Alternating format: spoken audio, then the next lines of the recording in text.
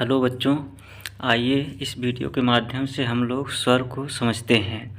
जैसे हम लोग जानते हैं कि हमारे हिंदी वर्णमाला में स्वर और व्यंजन दोनों होते हैं, लेकिन इस वीडियो में हम लोग सिर्फ स्वर को समझेंगे।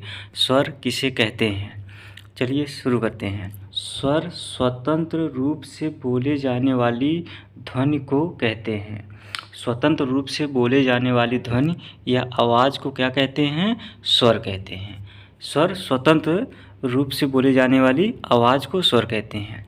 ये समझ में नहीं आया होगा, आइए दूसरी भाषा में हम लोग समझते हैं। हिंदी के जिन अक्षरों से मात्राओं का निर्माण होता है उसे स्वर कहते हैं। हिंदी के जिन अक्षरों से मात्राओं का निर्माण होता है उसे स्वर कहते हैं। जैसे हमारा बड़ा, फिर इसके बाद काखा गागा सारे अक्षर हैं ना, लेकिन इसमें से जिनसे मात्राएं बनती हैं सिर्फ हम उनको स्वर कहेंगे, सबको स्वर नहीं कहेंगे। जिनसे मात्राओं का निर्माण होता है सिर्फ हम उनको ही स्वर कहेंगे। तो ये कौन कौन से वर्ण हैं, आइए हम लोग देखते हैं जिनसे मात्राओं का निर्माण होता है। आइए देखते हैं वो कौन कौन से हैं जिनसे मात्राओं का निर्माण होता है। छोटा आ, बड़ा आ, छोटी ई, बड़ी ई, छोटा ऊ, बड़ा ऊ, री, ए, ओ, औ, अंक, अह। यही हमारे अक्षर हैं जिनसे मात्राओं का निर्माण होता है और इन्हीं को हम लोग क्या कहते हैं?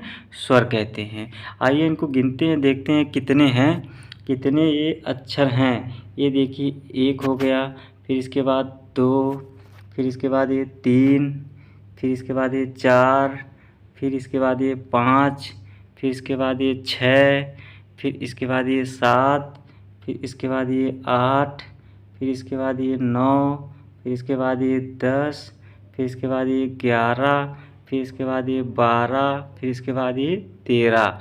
यानी कुल कितने अक्षर होते हैं? 13। इन्हीं 13 अक्षरों को हम लोग क्या कहते हैं? स्वर कहते हैं। तो अगर आप लोगों से पूछा जाए कि हिंदी के वर्णमाला में कितने स्वर होते हैं तो हम लोग क्या बताएंगे? 13 स्वर होते हैं। छोटा आ से लेके आह तक कितने अक्षर हो गए? 13। इन्हीं 13 को हम लोग क्या कहते हैं? स्वर कहते हैं। अब स्वर समझ में आ गया सबको। अब अगली वीडियो में हम लोग समझेंगे कि व्यंजन किसे कहते हैं। अगली वीडियो में हम लोग व्यंजन को समझेंगे, लेकिन एक बार फिर से हम लोग देख लेते हैं कि स्वर किसे कहते हैं। जिन अक्षरों से मात्राओं का निर्माण होता है उसे स्वर कहते हैं। सिर्फ जिनसे मात्राओं का निर्माण होगा हम लोग उसी को स्वर कहेंगे। बाकी हमारे हिंदी वर्णमाला में 49 अक्षर हैं, लेकिन 49 को हम लोग स्वर नहीं कहेंगे, उसमें से सिर्फ 13 को ही स्वर कहेंगे। और वो 13 कौन कौन से हैं? ये देखिए, ये 13 यही हैं, यहाँ से यहाँ तक। ठीक है।